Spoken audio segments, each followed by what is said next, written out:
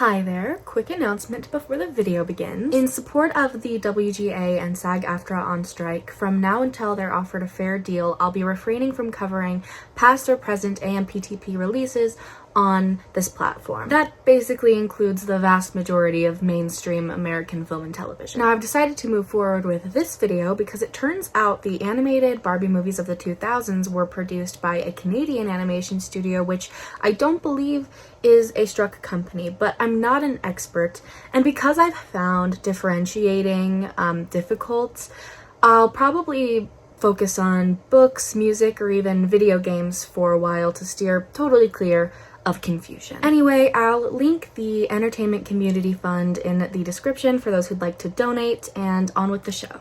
Hello everybody! Today I've enlisted my sister Anna to do a Barbie animated movie bracket. Now, I've been asked in the past to do a Barbie animated movie ranking, as I've ranked so many other things, but for one thing, I was only raised on like the early 2000s ones.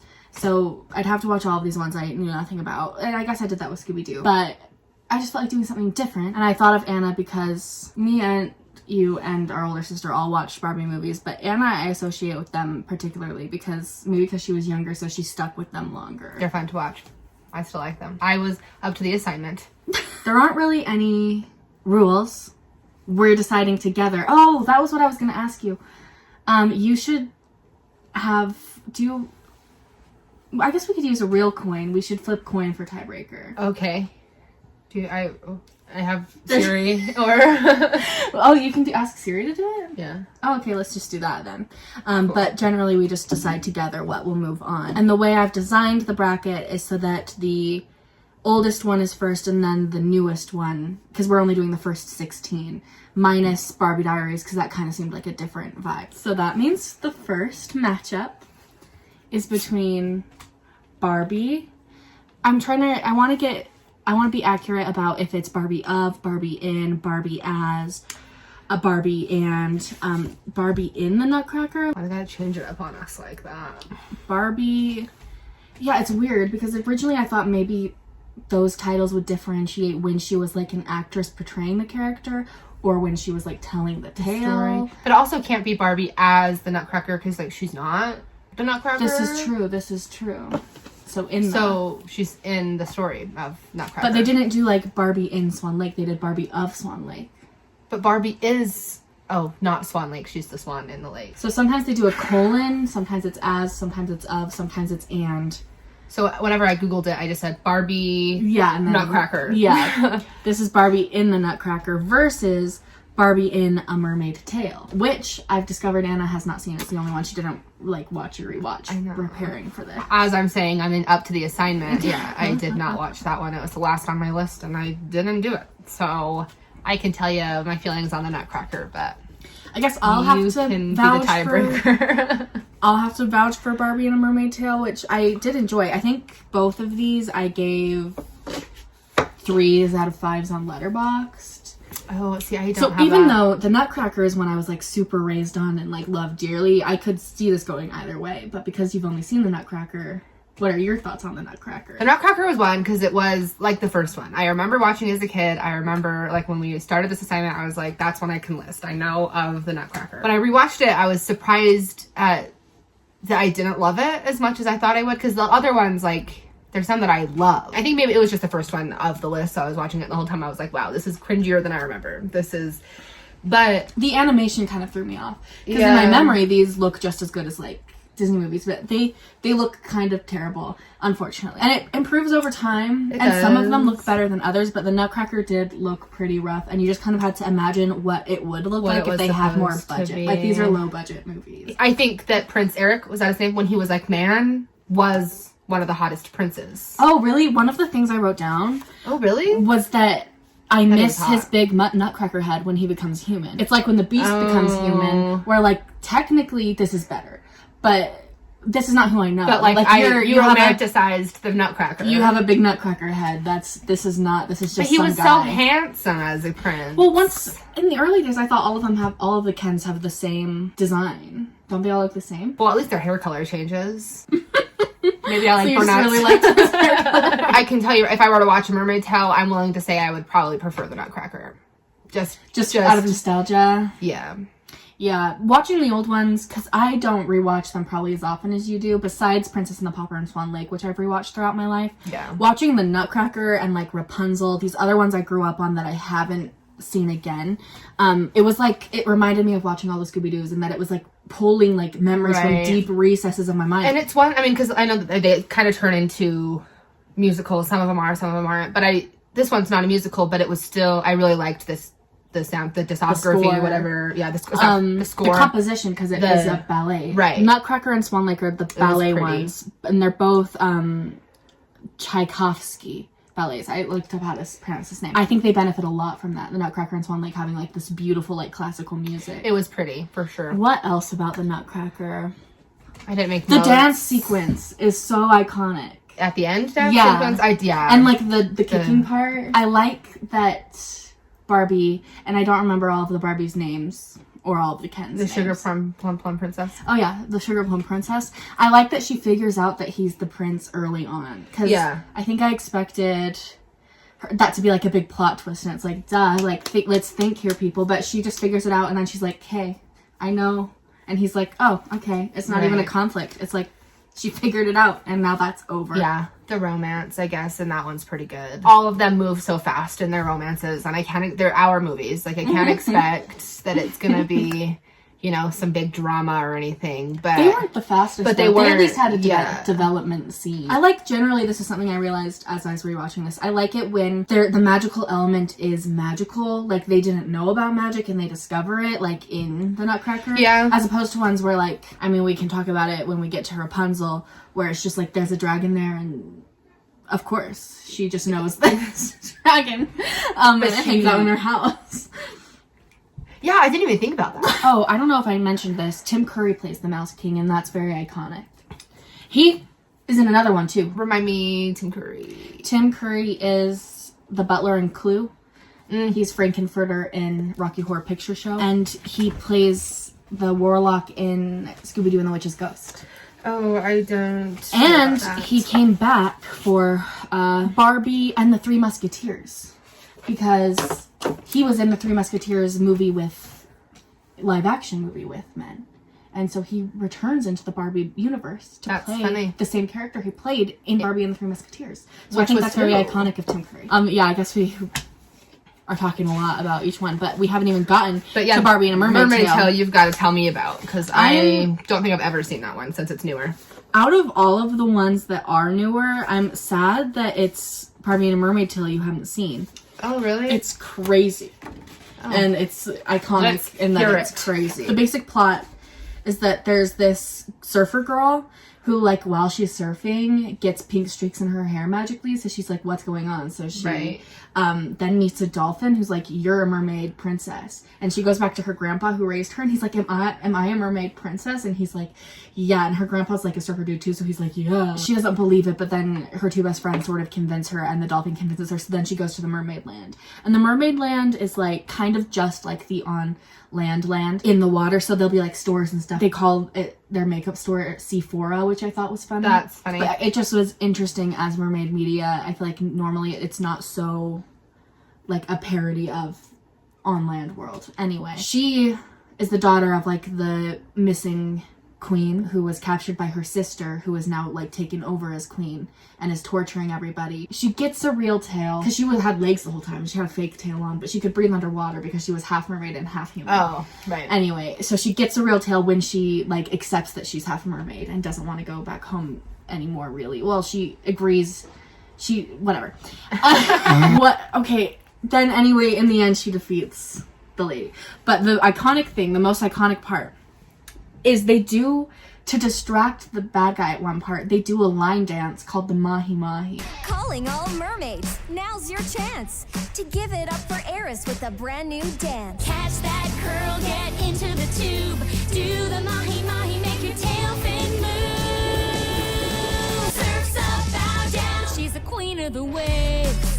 The dance goes like this, and it's the most ridiculous thing you'll ever see. I wish you had seen it. Oh, you explained that she's half human, half mermaid, so she can breathe. Was it ever explained that she, like, could start now breathing underwater? Or, like, because as a surfer, I can just imagine, like, she's probably been under the water. Did she not know that she could breathe under the water? That's just I think it was, like, when her hair turned pink that she started being able to breathe underwater. There were also 3 psychic mermaids who had a really funny joke where they were playing, like, guess what number I'm thinking of, between 1 and 1,000. And they were like, oh, in unison, there were 3 of them. So one was asking, and then the 2 in unison answered, like, 296. And they said, I wonder if this would be more fun if we, like, weren't psychic. I thought it was so funny. I would say, solely because of nostalgia, I'm moving the Nutcracker forward. I was just going to say the Nutcracker forward. I think we should do that anyway so that I can compare the Nutcracker to the next one. True. All right, the next matchup is Barbie as Rapunzel. I feel like that seems correct. And Barbie and the 3 Musketeers. So let's start with Rapunzel. I have a lot of thoughts. What are yours? Oh, well, if you have a lot, maybe we should start. First of all, let's start with the weird magic situation. Because she knew, like you said, she knew magic was a thing. Dragons, they're there. Maybe dragons don't even have to be magic. They're just an animal. It's like dinosaur. Yeah. They just exist in that world, not necessarily magic. And that could be cool. It's not like whimsical. It's like there's all this magical stuff and it's just there, except for the paintbrush, which is amazing. Oh well, I guess that wasn't my main problem with it, but I really was disappointed in Rapunzel, which is one that we watched when we were kids. Yeah, I do remember watching, because that was one that I was rewatching, and that was bringing back all the... And I was excited to watch it again, and the part that I did still love was the magic paintbrush sequence where she makes her dress. Yeah. That's very iconic and amazing. The, like, whole first half before the magic paintbrush enters the equation, I was, like, so incredibly bored and frustrated because it's all about these little annoying animal sidekicks who I hated. I didn't like either of them either. Well, okay, so there's the dragon, and she has a little bit of an arc with her dad, so right. I'll accept her, even though it's a little weird that there's not a sense of, like, magic to the fact that she's a dragon. She's just around. But her sole goal is just to be scary. Yeah, there's at least, she has something. The British rabbit. Oh, I see him. Stars in front of me eyes. Oh. No purpose. And true. He sounds like James Corden. I was like, in another world, James Corden plays this rabbit, and I hated it. I also hated the villain's ferret. Oh, I hated him. Because he moans every line. Well, give him to me. I didn't notice that. And at first, I didn't know if he was a weasel or an otter, and then in all caps, when they said he was a ferret, I was like, a ferret? Because I thought it was a weasel and an otter. That was a note. I didn't take notes, but in my mind, I was like, when we film, I have to be like, what the heck was he? I didn't remember a lot about it. Like, I didn't even really know it was about painting. I feel like there was something else that really bothered me about it, but I can't. I think it's interesting that Rapunzel is, like, maybe the only overlap that Barbie animated movies and, like, Disney movies have had. Because I don't know why they don't make a Disney animated Swan Lake or Disney animated, like, 12 Dancing Princesses. That would be good. The ending, that's what I was going to talk about, is because I was paying attention to, because some of them, it's just like, I know we're not talking about it right. Like, the 12 Dancing Princesses, the way they defeated the villain was like, I wish you dance forever. And, like, that's her punishment, is that she's just stuck dancing for the rest of her life. So I do, like, I felt like this one, it was a little bit more clever in the fact of, like, finding a loophole in her spell that got her trapped. I guess I don't remember that. I do remember liking the ending better than, like, the beginning a lot. Because she cursed, the reason Rapunzel got stuck is because she said a lie, the person with the lying heart. And she didn't lie, so she was able to leave the tower. But I did appreciate that there was, like, I guess a little bit more cleverness to her defeat. It was fun to watch it again. Is that one where you think that the romance is too fast? Because I would say that. Oh, for sure. You saved my sister. I love you. I guess it's because she was trapped in a tower. They didn't really have a journey. It was like, then they went to the ball and were in love. All right, well, shall we move on to the Three Musketeers? Yes. This is one that I don't think I had ever seen. I might have at once upon a time, but I loved it. I thought it was really fun too. I liked it. Well, it grew on me a lot. And I guess that's the same thing as Rapunzel, where I didn't like the way it started out as much as, like, it really, by the end when they were doing, like, that fight sequence and they all had, like, that little dance, I was like, woo, go girls! Well, that's kind of one thing I'm talking about, how some of them are weird. Like, I was really glad that they had, like, an actual combat. Like, they were defeated because she kicked his butt, you know? And, like, instead of just, you're cursed and dancing forever. It's funny that I didn't really focus on that much, but it is a weird way to end it. But That would suck so much. it would suck a lot. It's just like to dance forever. because of the and it like makes sense because whatever. But They dance. because and there's wish flowers that grant wishes, but you could have wished for her to be trapped in a tower. I don't know. One thing that I couldn't get over the whole time was it's the Three Musketeers, but there's 4 of them. It was driving me crazy. It's not a big deal. Well, no, it's Barbie and the Three Musketeers. Okay, makes it better. It's not Barbie in the Three Musketeers or as the Three Musketeers. Barbie. They're the Three Musketeers, and she's Barbie the Musketeer. Corinne. This is what I couldn't get over. They're not musketeers. I looked this up. A musketeer is a soldier that wields a musket, which is like a big heavy gun. Right. They used fans. They used ribbons. The fan was funny. Not a musket in sight. No muskets. And it's a weird... This is why the beginning I was unsure about. I was like, why is your ambition to be a musketeer? I just didn't get it. And then it was really funny to me when, like, it was unveiled that all of them were secretly training to be musketeers. Yeah. I've been training to be a musketeer. So have I. Me too. I wrote when all of your besties were secretly training to be musketeers. I don't really know the history of Musketeers or even the original story of the Three Musketeers, Me neither. but I don't know. It's funny. In the original Three Musketeers story, they might use swords too. Maybe Musketeers isn't as strict a label as I think it is. As I was watching, I was like, define Musketeer. Barbie and the security guards. I also really loved the joke of when they come up with fake names to get into the ball. Oh, And I it's thought just that was really barbecue. funny. Barbecue, and then there's like head of lettuce. And because what's sad about this is because I really did want to like Rapunzel a lot. Like it was like I know, because it's when we watched it, as kids. Like, I feel like I just spit on you. oh, I didn't feel it. Sorry.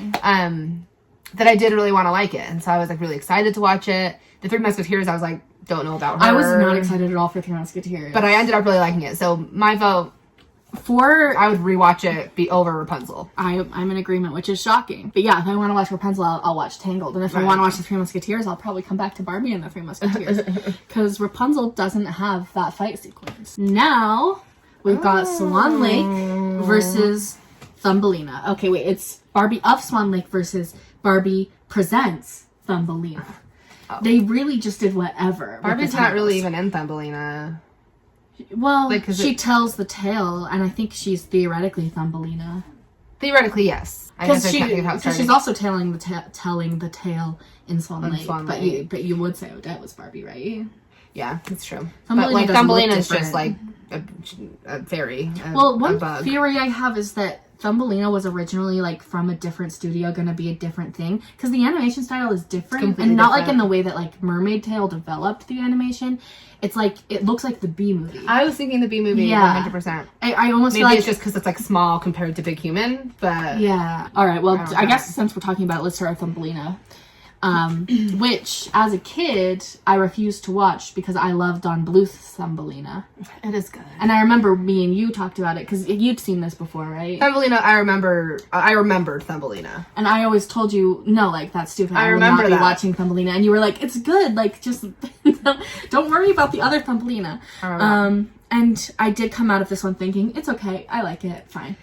I remember, that's another one, like, I remember the movie, but I specifically remember the title, the cover. The CD had the same picture on it. And in all of these movies, the theme is thrown in your face, and I mean, it's made for kids, and I think that that's totally fine. But I liked this theme, where it was like, true friends. Yeah. Don't do stupid things to you. And I guess that's not even what I was thinking, not about true friends. I wrote, it's kind of like anti-colonialist, pro-environment. Well, that's a good thing, too. The whole scene where she was like, yeah, me and my friends can talk about anything, and we're always there for each other, even though we're so different. I think that's why we're so good together, is because...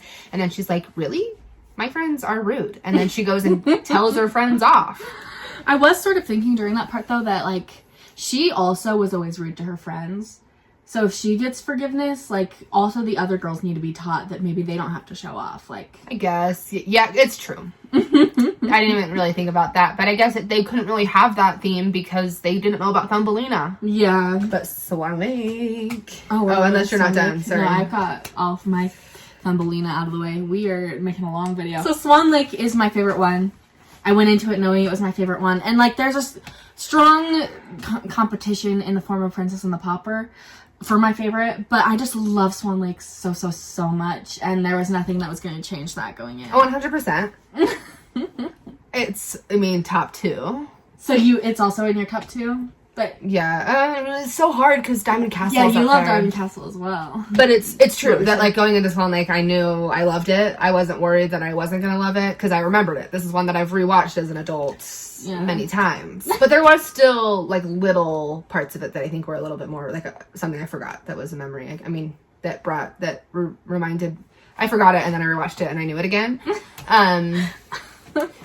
I mean, again, the soundtrack, beautiful. I love the sidekicks, all the little animals and their unicorn, whatever her name is. Love her. Yeah. This is, I mean, it is one that the romance is like the prince comes in, sees her, and then finds out that they she's have a little dinner date. Yeah, finds out she's a swan, and then is like, I'm not leaving without you. I'll get my whole kingdom out here to save you. And I was like, what? And again, I can't expect for it to be a long journey. Well, lots of them are. But so you like, can. Yeah, for me, the reason I love Swan Lake is, first of all, I love the composition. It's like not beautiful. That I've ever seen the ballet, but I do actually just listen to it all the time. Probably because of this movie, this was my introduction to it. I also think that it has immaculate like vibes. It just reaches somewhere so specific with like gems in the forest. Like gems in the forest. The villain is one of the most intimidating, and that he has like that like different animation style in his backstory, and you get like their silhouettes, and he's like, and Rothbart did this. Right. He's played by Kelsey Grammer, by the way. Also, I don't know who that is. Frasier. You told me that. I have heard, and this is unfortunate, that the villains are sort of anti-Semitic, how do you say it, like characters, but like characters, yeah, characters, because they give his daughter a really stereotypical voice of like American Jewish people, and they give Rothbart like a big like gargantuan nose and have him like curse children. All of these are anti-Semitic stereotypes. So I'll link the TikTok I saw that in below if I can find it again, but that's an unfortunate aspect that I didn't realize as a child. Well, because I mean, you point that out and it comes together. Like, that makes sense. I can see that. So that's something that could hold it back from winning if we move it forward, but I would honestly probably murder you if you wanted to take Thumbelina over Swan Lake.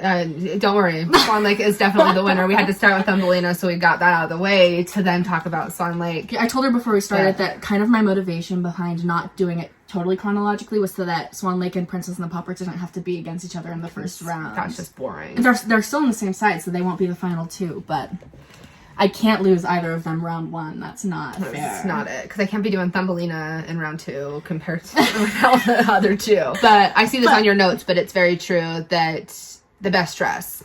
Oh, yeah, I forgot. The best dress. Oh, it's so beautiful. One thing so beautiful. that is really funny to me is when she was teaching her how to dance and she changed both of the dresses to short ones, I just thought it was really funny that it was like, we have to have a short dresses to dance. But that whole dancing sequence is also amazing. I love that the ballets, they like incorporate dancing into them. Yeah. All right, so should I move Swan Lake forward? Absolutely. Now we are to the Princess and the Pauper.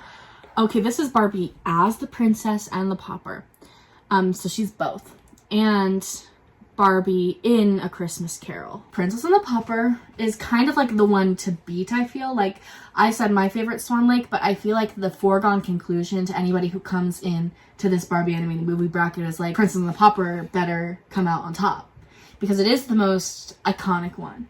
Because it's so good. And it was the first musical, which is... I kind of didn't realize that's part of what makes it so superior. Like, I can't believe how few of these are musicals. I mean, there's a good number, but like, once they did it, Princess and the Pauper, why didn't they just do it again? Keep doing it. Musical. I mean, think about it. The movie without the songs, what is that? Like, what do you... It would be fine. It would, but... it wouldn't have, you're a doggish cat. The other thing about Princess and the Pauper is that its villain is top tier. Yep. Preminger, I wrote in my letterboxd review, you come for Barbie and you stay for Preminger. Which is weird, because as a kid, I didn't like him at all. Not even as a villain. I just, like, I was so bored during How Can I Refuse? And I was like, I do remember the Preminger scenes. But now, he's like the highlight. Oh,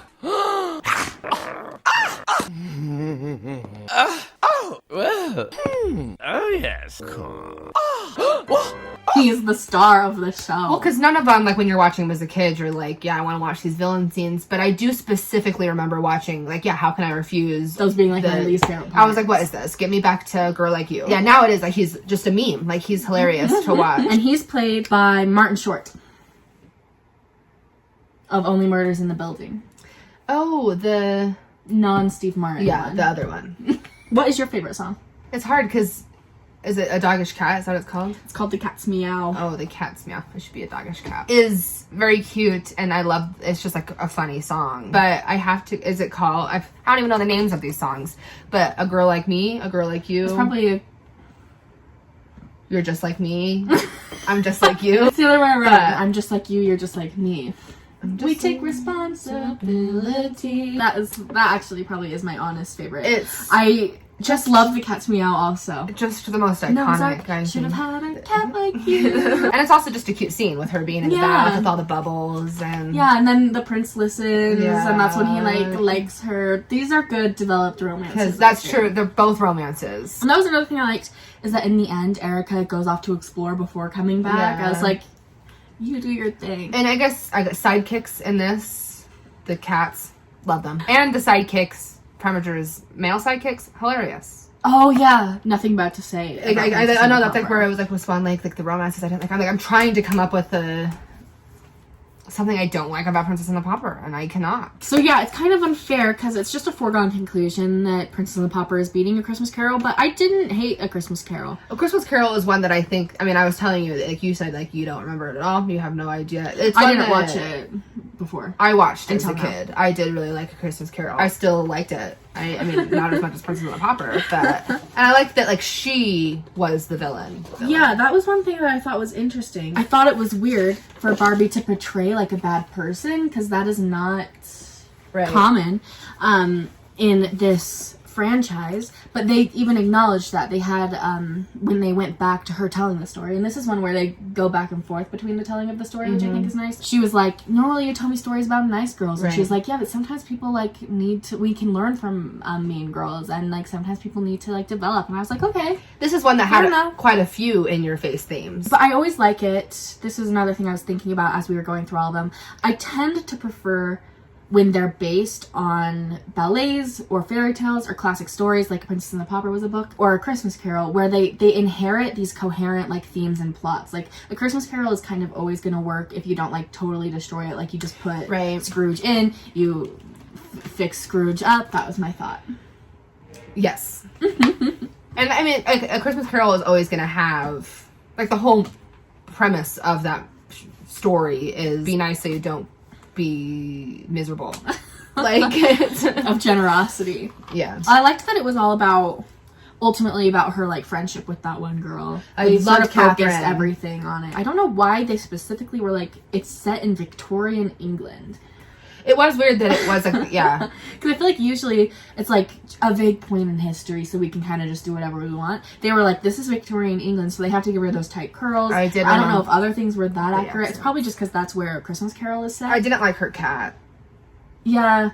I've heard other people think the cat is, like, one of the more iconic parts of this movie, and I was like, I have no prevailing thoughts about the cat. I didn't love the cat. I did think it was cute that Eden was, I mean, her relationship with Catherine's family, too. Yeah. And I liked that the romance was between Catherine and that one guy. That he had a crush on her the whole time. It was separate from Barbie.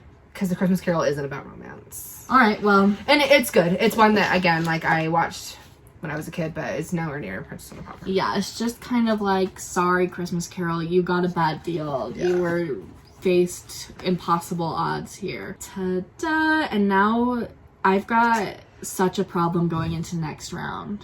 I can't be dealing with that, but we'll ignore it for now. Right now, we're getting to, like, because we did newest and oldest, we're getting to all of, like, the more middle things. And we've got Fairytopia and the Diamond Castle. It's Barbie : Fairytopia and Barbie and the Diamond Castle. This is the only one where it's and it's the and symbol. It's like they refuse to have any sort of consistency title-wise. It's like, have you seen that Fast and the Furious thing? Yeah. Where every single one is Fast 7, Furious. X. Too Fast, Too Furious. Okay, so we'll go in order.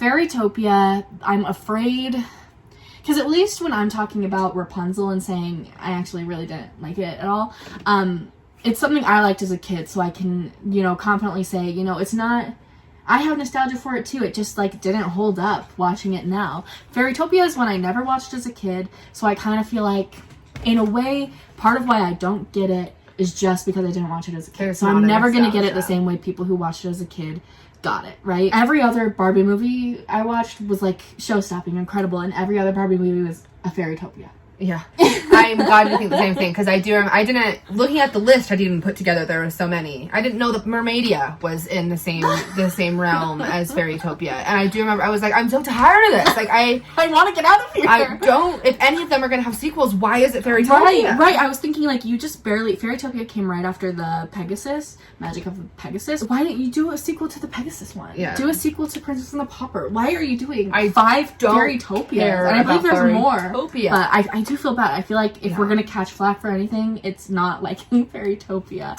But I guess I do have, like, preferences within the movies, and probably the first one is my least favorite. I like Mermaidia. Yeah. And I like... which is surprising. Magic of the Rainbow better. Even though I kept reading in, like, letterboxd reviews and stuff, under Mermaidia and Magic of the Rainbow, everyone was saying not as good as the first one, and I was like, I think Magic of the Rainbow is my favorite out of them. Okay, I'm glad we agree about that. So we'll agree when we get there. That was my favorite as well. Another big point of contention I was noticing as I was reading what other people think of Fairytopia is it's like love or hate Bibble. Nobody's neutral about Bibble. I'm on team hate. I don't like Bibble. if we're talking about how I'm ranking all the sidekicks, he's not up there for me. What is he? A fluff. That's what. And I don't know the fluff. Is that your fluff? I guess I have to respect making up a new mythical creature. And then he doesn't. Well, I think that's what I have a problem with. It's like I'm okay if your sidekicks don't talk. There's like the cat can't talk. Great, that's great. Even if you meow and like you can understand your cat, awesome. But he's there every scene to yell in your ear.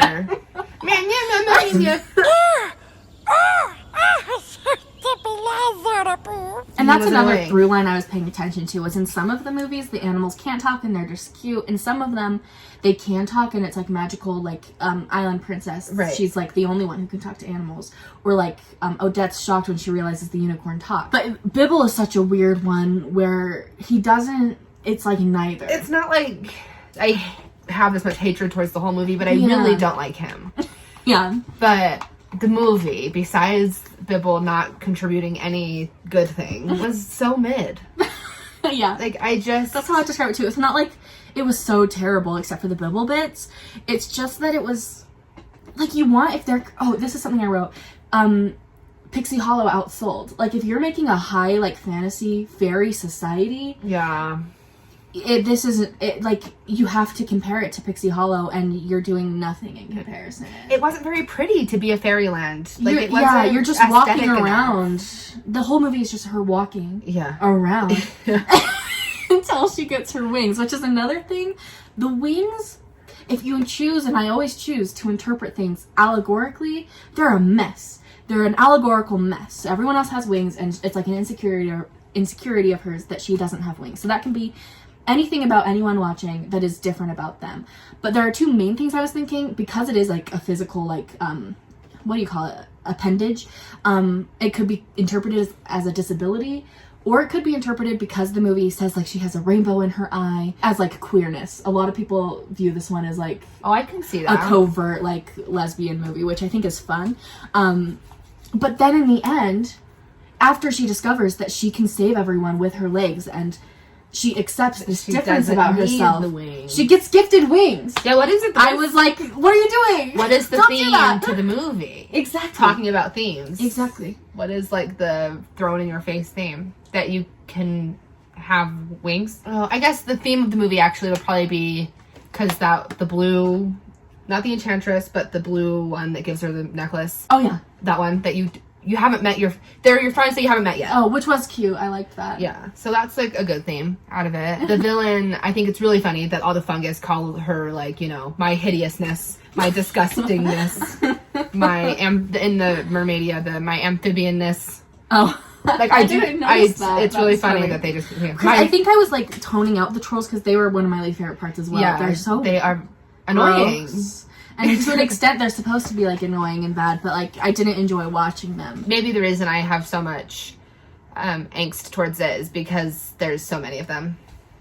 Yeah, if it was just one, but they kept coming back to me with Bibble. I'm so curious as to why they went on with the Fairytopias in particular. I wonder if it made like a bunch more money, or if they liked that it was their own IP, so it wasn't like based on anything. Maybe. Well, I guess maybe that's why they can't do a sequel to Princess and the Pauper and stuff, is because there's not a second book. Yeah. Like it is. I mean, that's the story, and that's it. All right, well, should we move on to Diamond Castle then? Do you have anything else you want to say about Fairytopia? Sorry that I didn't like it. Yeah, I do feel that I feel bad. I think people love Fairytopia, and I'm sorry. Oh, I did write that Merman Can is kind of irrelevant, but then he shows up in the sequel. But if there's one thing I can appreciate Fairytopia for, it's that all throughout the series, she never really has a love interest. It kind of seems like her and Merman Can have a thing.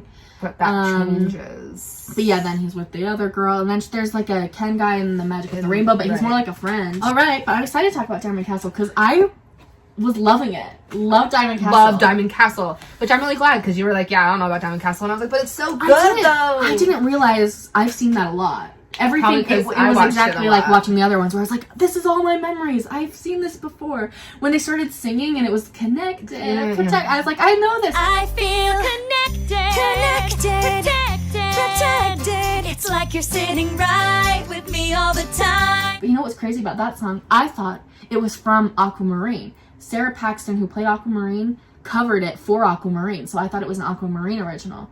But I knew it originally from the Diamond Castle. It's in Aquamarine? I just rewatched Aquamarine not that long ago. It might just be in the but I didn't put it credits together. But that song is amazing. It was like the beginning sequence of them in their little cottage, and then them singing that song where I was like, I've seen this 1,000 times. I know this movie. And my favorite part was we have bread and jam and jam and bread. Jam and bread. It was so cute. And then the rest I remembered like half as much. So I bet what happened was, I definitely have seen the whole thing, but I bet that I accidentally watched the beginning with you over and over a lot of times. Because you grew up loving Diamond Castle more than I apparently did. And this is another one where the theme is really good, where they're telling the story to the sister, and it's that sometimes you fight with your friends. I actually thought their conflict was a little forced, like because the whole time they're just working together to like save the girl in the mirror, and then like randomly the brunette one is like, I want to stay here. Well, because she got the house. Yeah. More food than you could ever imagine. More clothes than you could ever wear. Yeah. I guess it makes some sense. It just felt a little like, you're not...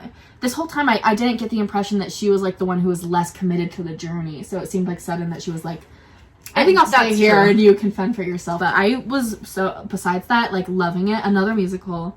The musicals go hard. And the songs are so good. The twins are hilarious. And I love them. Like, they're hot, but I think that I love them because they're funny. So they're like adorably hot, you know? Yeah, they're like... They've got personality. Well, yeah, but together, I wrote they have like charisma. Yeah. But they're also like indistinguishable. Like, they're a unit. Yeah. They're just the twins. And what was interesting is I don't even feel like they had romances with the girls. Because there wasn't like one assigned to either one. They were just like, they hit on them at first and then they just kind of became friends. But they're like charming. So it does feel like there is... It's up to your imagination. Yeah. If there's romance. And the dogs. I love the dogs. Oh my gosh, the way they dance. Did you ever see that meme going around? Yeah. Where the one dog is like... There's no way I want Fairytopia over Diamond Castle. Yeah. Well, Diamond Castle is like top 3 for me. That's where because you were like top 2. And honestly, like Diamond Castle is like up there. If I'm deciding like my holy trinity of these, it's Swan Lake, Princess of the Pauper, and I think Diamond Castle made it to spot 3. So good. Now it's Barbie and the Magic of Pegasus, or Marisopa and her butterfly fairy friends. Marisopa, did I say? You did. Mariposa. I can't remember much about it because I remember I was just so mad that it was another Fairytopia. I didn't know. I don't remember a ton about it either because it took everything out of me to even finish that movie. Like, I didn't want to watch it. I was like, this is like... That's how I felt too. Only watching this so I can film this video and I never want to see it again. It opened with Bibble. Like, at least Bibble wasn't in the whole thing. He just did the story. It was the storytelling. But I was like, Bibble, he's here? Like, get him. I don't need this anymore. I want this to end. I should have guessed, though, because in Fairytopia, they were talking about butterfly fairies, so I guess that's where she comes from. Let's see. Yeah, my first thing I wrote was I thought I was free of Fairytopia, get me out of here. Okay, I wrote that it was more reminiscent of the first Fairytopia than the second or third, because I felt like Mermaidia and Magic of the Rainbow did more plot stuff, but this one was again kind of like she flew, but it was kind of like, let's walk here now, and now let's fly here now. Okay, you can go on the quest to go save whoever you're saving, but like, what, you're just traveling. Like, you're not. You're going here to there. Mermaidia is kind of like that too, but you need to eat some seaweed. Yeah, that's the biggest conflict you have, is eating the gross seaweed. Like, I can't. Mermaidia at least has like that internal conflict of she's on this journey with somebody who she has like this frenemies relationship with, and they warm to each other, and that's why I preferred that one. But this one and the first Fairytopia really just feel like, and now I've got to go over here because I remember the scene where guards come in looking for the prince or whatever. Yeah, it was nice that the prince did a little trickery to get out of jail or whatever. I liked they did like that killer fish chase. I thought that was cool. It was a good chase sequence. I like a chase sequence. And that was a scene also where they had mermaids and they were like two like stereotypical mermaids, and I thought they were funny. I don't know why they had to give both of the villain and her best friend character purple hair, because the whole time I was like, okay, who's this? Who are we talking about? That's it's hard when you're not really paying attention because it's so hard. So I'm sorry to Mariposa fans, because there's a chance that we would have liked it better if we really invested in it. But neither of us were big on Fairytopias, and it was discouraging to have to watch another Fairy. Is there another one? I think there's a sequel to this too that just didn't make the cut because of when it was released. But Magic of Pegasus, I was impressed with. Me as well. I think I watched it once when I was a kid, so I don't remember it very well. We definitely had the doll of this. Remember the purple horse? We had a purple horse. I don't remember that. Alright, well, the first thing I was excited about is that I feel like Pegasi are one of the coolest mythical creatures, but there's no Pegasus media. Yeah, we don't know about Pegasus. Where are the Pegasi in the media? Why do we only talk about unicorns and not the flying? Exactly. They fly. Unicorns just have a horn. Yeah. So that was the main thing I was excited about. I ended up, like, I liked the story of the Pegasus being her sister and stuff, but I was way more invested in, my favorite thing about this movie was the Ken. I forgot what his name is. Is he the Daniel? Is he Aiden? He's Aiden? I think he's Aiden. Aiden sounds good. Obsessed with him. Best Ken award. Well, yeah, it's just also the best romance. Mm-hmm. Because, like, there's a twang. There's a flair. There's a sassy. He has, like, the backstory about losing money and gambling. How complex of a deep, dark backstory for a Ken. The thing I had a problem about with this one, the Shivers, is that her name? The polar bear? Oh, really? I thought she was cute. She was cute, but such a nuisance. Why was she ruining everything? Every time there was a problem, it was because she kept messing with stuff. I suppose so. Big star thing of this one is Brie Larson wrote a song for the soundtrack, and it's in the credits. And I think it's like, wait, what is it? Hope Has Wings? It's called Hope Has Wings, I think. Who is that? Brie Larson is Captain Marvel. Oh. You know all these people, you just don't know their names. It's funny. I don't know any names. She tries to play that celebrity game with me where you have to link them. Like, I love that give game. me two, and then I cannot. I think this one was pretty too. Just like the look of it. It was, and the aesthetic being like the clouds. It was the Cloud Kingdom. And like ice skating being the thing. Yeah, it's cool. I did like the ice skating aspect of it. Yeah, this one also has like a clear vision aesthetically. That's something I look for in them. I think that I'm now realizing. And maybe this is like, I mean, her journey here. I mean, the journey was to go make the wand of light, but like it was traveling, but it was still. It felt charged. There was entertaining parts of the traveling, maybe because it was just prettier than Fairytopia, but. Yeah, Fairytopia is surprisingly ugly for it's just a fairyland. Dull, yeah. Alright, so I think it's pretty safe to say we would choose Magic of Pegasus. Considering I don't know anything about Mariposa, and I watched it. Apologies to Mariposa. Alright, our next matchup is between Barbie Fairytopia : Mermaidia and Barbie as the Island Princess. Well, Mermaidia is my second favorite. Yes, me as well. Of the Fairytopias. But like you said, with like her initial conflict with the girl who's kind of bratty. Nori, I believe her name is. Like then they have to work together, so they like bond and have a whole friendship and stuff. Like there was and that's what makes the traveling more. There was more to it than just point A to point B. And then this one was funny because the fungus kept calling her funny names. That's like the best part of any of them. But my favorite was my amphibianness or something. And I liked that the merman Ken became less irrelevant. He had a little romance with Nori or whatever, and then he was like part of like the climax. Yeah. And I liked that the main girl, who I should really know the name of considering I watched 3 movies about her. I liked that in the end she has to make the sacrifice of her wings to get to catch the vial and save the world. And then she does get her second wing makeover, and this one was my favorite. This is when she gets like her big pink wing. Yeah, and I like those the best. And then I was disappointed when at Magic of the Rainbow she gets different wings because I wanted her to stay with her Alina. Alina. But yeah, and then she uses the true self berry to defeat her as well as get her wings back. Those true self berries were maybe introduced a little late for them to like solve the plot. I agree, because it does seem a little bit like, I don't know, it's a cop out. Yeah, that's that's just too mean a word for it. You can have a berry and it fixes everything when they weren't hard to find, or they were just there. But that's my thoughts on Mermaidia. Yeah, I agree. This one's better than the other one, less mid, above average. And then the Island Princess, I would say, is the one that would compete with Diamond Castle to be my third favorite. You liked it that much? I liked it a lot. Because I didn't know you knew about the Island Princess either. I didn't. That's another one that I remember you liked, and I didn't realize how much I remember it. This is the last one that I had rewatched before we started doing this. I probably watched it 2 months ago.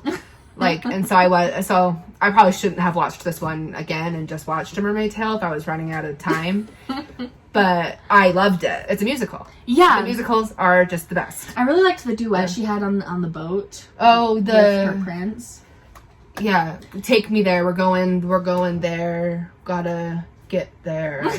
My favorite the dress song. Oh, I love that one too. And I love, this is my second favorite dress after Swan Lake because Swan Lake is so iconic to me. But like the peacock feathers, I guess that's the through line between the Island Princess dress and the Swan Lake dress is like feathers. Yeah, put feathers on dresses, and then you have a recipe. But it's also, this one has like connection to the plot in that she was balancing her like true self with like propriety in a dress. But my favorite song I was gonna say is the one the rats sing about cheese. Oh, I loved that so much. That was everything. And that's another one where, like, when I was watching it as a kid, I remember being like, skipping this. I don't care about the rats. I don't care about the redhead. I don't care about it. Oh, but I really liked the villain, actually. She had so many funny lines. One of my favorites was in her song, her big villain song, she said, "A little bit of treason, not a lot." Yeah, I do remember hearing that. But the rats, I mean, they're funny now. Like, they're fun to watch. It is like... I didn't think so until their song, and then it was literally like, we can do all this evil stuff, but then we'll get some Gouda. Yeah. I don't remember how the song went, but I thought it was so funny. Give me some feta, please. Oh, can you taste it? Oh, can you taste it? Oh, can you taste it? Oh, can you taste it? Now that we finished our little errand. Think of the Goudas we'll be comparing. I discovered reading what other people were saying about this in the letterboxd reviews. Everybody hates Tika. I was just going to say I didn't like Tika. Because she does kind of ruin everything. She sabotaged the letter. But she learns from it. At least it's an arc. You know, when you're thinking about, like, other sidekicks who just seem to mess things up, it's like, they're supposed to be funny and quirky. She has, like, an emotional, like, learning that she can share love. Nobody takes my role. Yeah, she learns to not be selfish in that way. I'll be a Tika defender. That's a fair point. I like that she's an elephant. But she's so whiny. I had a little issue with, I like overall her romance with her prince. I felt like he didn't, at a certain point, he wasn't understanding why she came with him to, society. Because she wanted to find her family. Right. But he was like, let's get married or run away. I'm like, help her find her family. Like, stop focusing on marrying her or running away with her, and like help her with her goal. Like, because in that duet, that's what her side of it is. I'm gonna go find my family. I like that his betrothed, who he's supposed to marry, isn't like a villain. Yeah, it's just her mom, and she's like a totally nice. She's like, I don't want to marry him either. He doesn't like me. And they had like, it was so realistic because they were both like fine people in like the way that they just didn't connect. Like, he's like, oh, do you like to like look at constellations? Do you like to go sailing? And she's like, no. Do you like to read? And he's like, no. Yeah, I like the villain. I like Azul. I like the monkey. And, oh yeah, she's cute. Anyway, anything else you want to say about Island Princess? It's better than Mermaidia. Yeah, I didn't hate Mermaidia, but it is not the Island Princess. I think we're gonna have some really hard matchups in the next round because we're getting rid of all the stuff that I'm not super into, which is just Fairytopias. But now we have the one Fairytopia I did end up thinking I liked. I enjoyed. I would watch again. Yeah, Magic of the Rainbow versus 12 Dancing Princesses. And the main thing I liked, I guess we're starting with Magic of the Rainbow, about Magic of the Rainbow over the other Fairytopias is that it was finally like I felt like there was fairy lore. Like we're doing like training. We're in like magic school and you're learning about like this what ritual they do to create like the thing. And I was like, okay, like this is what I want out of my like high fantasy fairy story. Like give me lore, give me like magic. Like I don't know. I don't think I realized like that's why I liked it more. Tinkerbell, you know, you think about like there's the light fairy and the animal fairy and the water fairy and we've got a sparkle fairy and like it is like there's I don't know, it's not just her walking around. It's there it's she works, she's got companions. Yeah, I think I just liked that it was more than just her. Like there was other fairies that were doing the same mission. It was, you know, that. And she had that development with the one girl who got captured. Right. My critiques would be that Bibble didn't need a love interest, There's and Bibble is still here. Bibble. I didn't like that she got a new outfit because I liked the last one.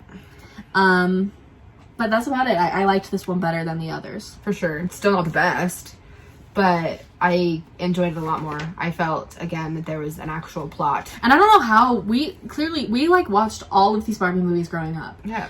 There's like a void of Fairytopia. Like, why didn't we ever watch that? And do you know how, did we own like Barbie DVDs? Yeah. So that's how we watched them.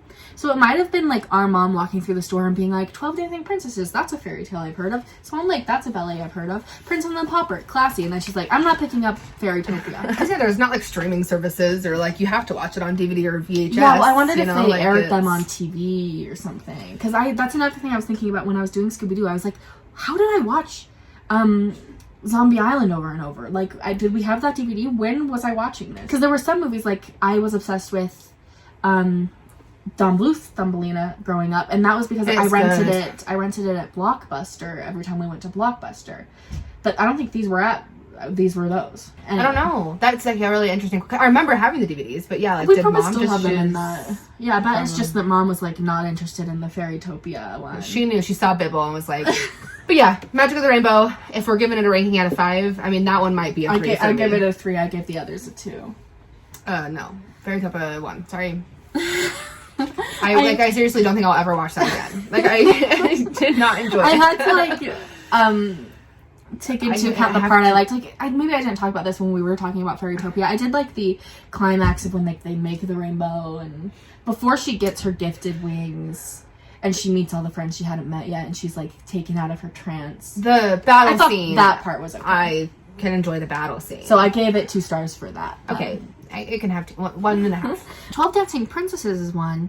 First of all, we played the video game way more than we ever watched the movie. Good. But it is a movie we watched growing up. But the video game outsold. It's amazing. I remember trying to rewatch 12 Dancing Princesses at some point in the last few years, and I thought it was boring right away, so I fell off. And so I thought I would go into this and it would be like Rapunzel, another one that I loved as a kid that didn't hold up. But I actually ended up really liking 12 Dancing Princesses again.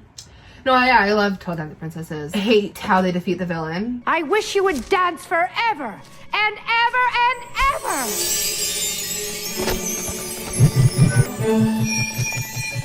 What's happening? Well, I don't know, milady. I can't stop. Oh, because you have to dance forever. That's kind of iconic, though. Yeah, I mean, I guess it's funny.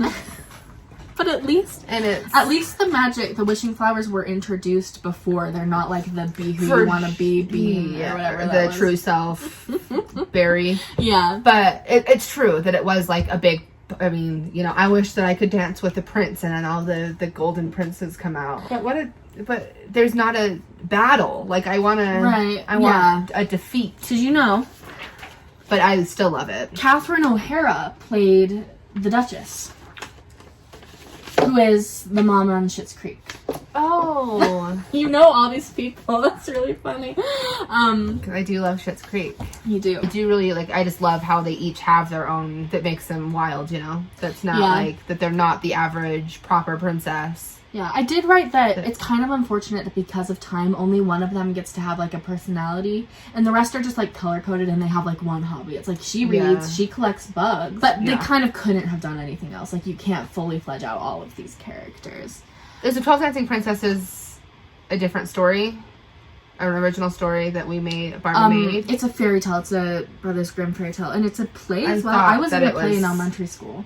Oh, right. But this one does have, like, a plot. Like, you get, like, the first act of, like, oh, they're wild. And then she comes in and she makes things bad. And then they find a secret place where they can be themselves. And that's the point where I think the movie does slow down and keep it from being, like, in my top ones, is that the whole middle section is just them, like, dancing. It's true. But it's very pretty dancing. Like, I love the pavilion that they go to is gorgeous and sparkly. So this one is, like, definitely above Magic of the Rainbow, but yeah, it's not going to be in my top 3. Yeah. Oh no, I need to undo that. I forgot to duplicate it. I was just moving the original one. no. It was a disaster. Oh my gosh, but I've done that for the last few, Anna. We've made some major mistakes on the bracket because look how I was originally trying to keep them there and move one forward, and then I just took some away. I need to fix this real quick. Yeah, I'll just have to... It'll just be an ordeal. I really didn't think this video was going to be so long. Yeah, but now that we've done the first round and sort of talked about our overall thoughts, just deciding what moves forward of the other two, it'll be faster. Like, this is the end game. This is basically where we're at. And it's not an awfully big bracket. We're to top 8 now. We'll go to top 4. Final 2. Winner. We've got Barbie in the Nutcracker, did we decide? Yeah. And Barbie and the Three Musketeers. Only one can pass. This one's hard because, truthfully, I'd probably rather watch the Three Musketeers. But the Nutcracker is just so OG, you know? Like, Right. I don't know. The Three Musketeers really grew on me. I don't think I was as disappointed, though, in revisiting Nutcracker as you were. I still thought it was iconic and really cool and whimsical. And I think there was more that I disliked and thought was weirder about Musketeers, because I did think it was weird that they wanted to be Musketeers. I didn't understand why they weren't even having muskets, even though probably having fans and ribbons is more cool. The fight sequence is way cool, but the dance sequence, if we're comparing, like, the iconic sequences, and I think I'm gonna back the Nutcracker. But we could always go to a coin I think, flip. because, like, who cares about the Three Musketeers, right? Like, I can't, like, it's like, that's what's weird. Like, who even knows that Barbie has a Three Musketeers movie? Probably lots of people. I So- think younger people. Like, it is hard to, like, put it above the Nutcracker, because the Nutcracker is just so iconic. And when I think about it, I think maybe the reason I don't like the Nutcracker as much is just, I mean, because it's the oldest one. Like, it's not as... It's rough, not yeah. as clean. I have so much nostalgia wrapped up in the Nutcracker. I think that's where I'm struggling with it, is, like... And the Nutcracker is so handsome. When he's a big Nutcracker head. Yeah, he's got the big head. And do you remember the snow hat? It was pink. It was, like, knitted. And there was the Pink white puffball. Oh, I don't know if I had a white puff, but it had colorful pom-poms on it. Oh, yeah. And we had a scarf that matched it. Oh, yeah. We used to call it. We used to play Sugar Plum. Oh, my gosh, Princess. I remember that. Oh, I forgot. And we would Until right wear the hat and the scarf, and that was the Sugar Plum Princess. And so it's like, it's... Oh, I forgot. That's So I can't, like, not choose the Nutcracker, I think. Right? I mean, I think it's fun to have a newer soldier going in. These are both ones that I enjoy that I don't think are the best of the best. I'm choosing Nutcracker because of nostalgia and whimsy. Like, actual quality But of I wouldn't movie, judge feel you like for choosing. I think Three Musketeers is better. Well, I need to decide right now if I'm judging this bracket on actual quality of movie or... Three Musketeers. If I'm going to say, like, if somebody was like, let's watch one of these, I would want to watch the Three Musketeers again. Okay.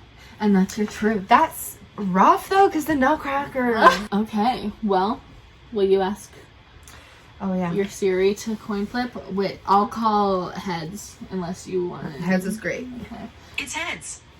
All right. So it's Nutcracker. I'm not mad at that. Yeah. Because it's not going to win anyway. All right. But it's just older. This is so hard. Not. No! This is Swan Lake versus Princess and the Pauper. And I'm a little depressed about this. That this should be the final two, but there wasn't a way for me to get them on opposite sides unless I just totally made it custom to want them to be the final two, and it wasn't about that. This is where this is the thing about brackets. Sometimes you lose something early on just because you have a strong matchup. But I bet you want Princess and the Pauper. Yeah. And I love can't- Swan Lake. I know. Okay, like, it is top 2, but... And I don't... really even disagree, because I also feel like part of the bracket, you know, you can judge it off of quality of movie, you can judge it off of your favorite, but another thing I want to consider is who should be like the champion of all Barbie movies. And like, beyond my own perspective, what is the most iconic Barbie animated movie? And it kind of is The Princess and the Pauper, but my personal favorite, and one I think about all the time that is so dear to me, is Swan Lake. So I think I'll back Swan Lake, and I think we have to do another coin flip. Oh wait, I want to call it this time. I'm also going to call heads. It's tails. Oh! I'm actually really sad that Princess and the Pauper is not going somehow. Oh, this is actually...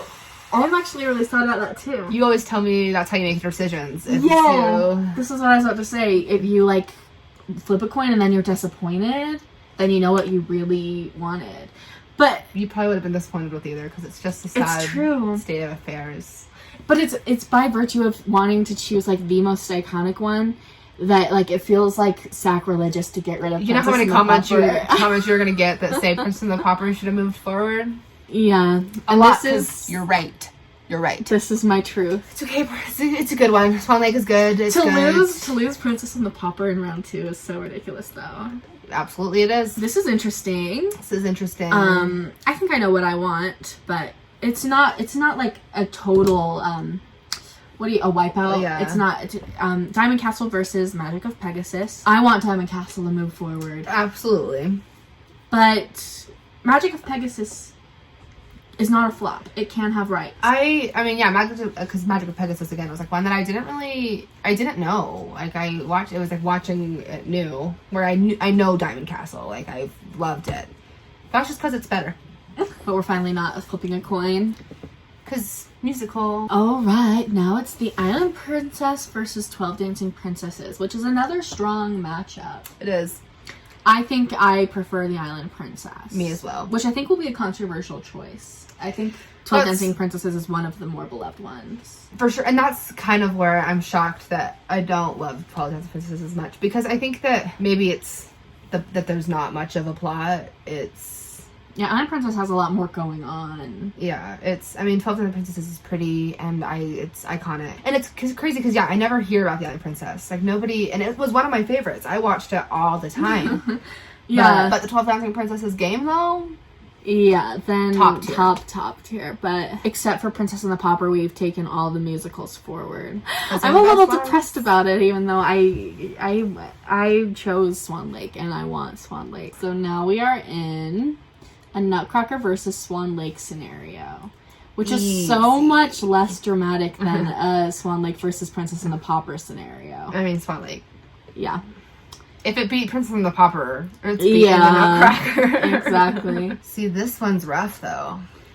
Diamond Castle versus Island Princess is a little rough. Because I guess if I'm choosing my top 3, it's Swan Lake, Princess and the Pauper, and then one of these two. So this is me deciding which of these two. I mean, Diamond Castle is my vote. What about, like, if we're weighing songs? Island Princess has a better soundtrack, I think.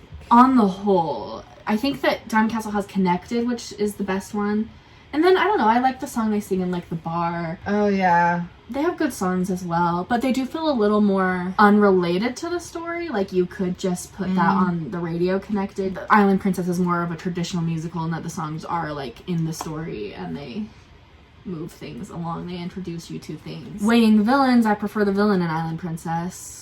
Weighing sidekicks, the dogs are funny and maybe cuter, but the animals in Island Princess have more to do with the plot. They're better sidekicks. So you're choosing Diamond Castle? Yeah, it sounds like you're leaning towards Island Princess. I think I'm leaning towards Island Princess. And even though I respect Diamond Castle, had a great time watching it.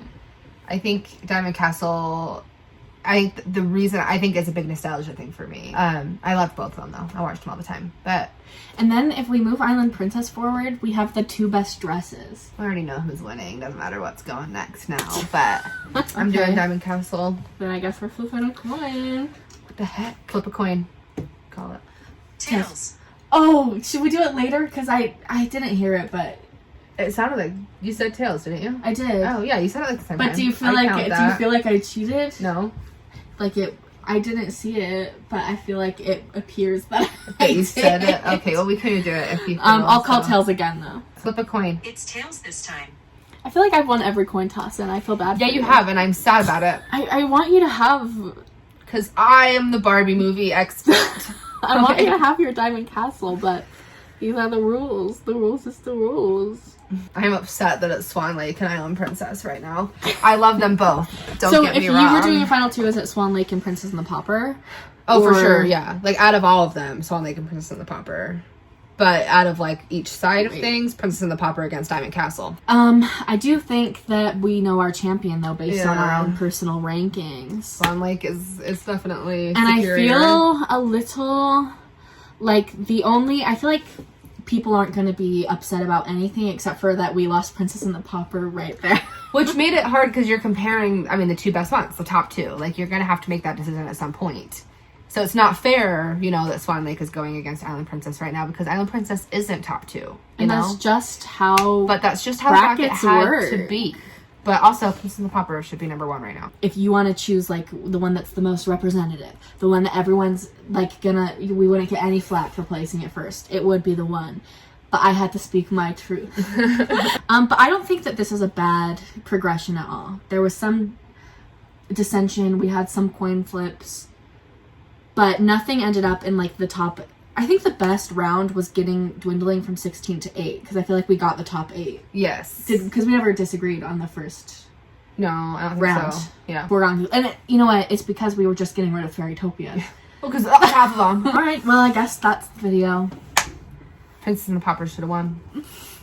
And I wouldn't be mad at anyone for thinking so. This is my truth. It's Julia's truth. It's my truth. I do feel bad that I won every coin flip. You should.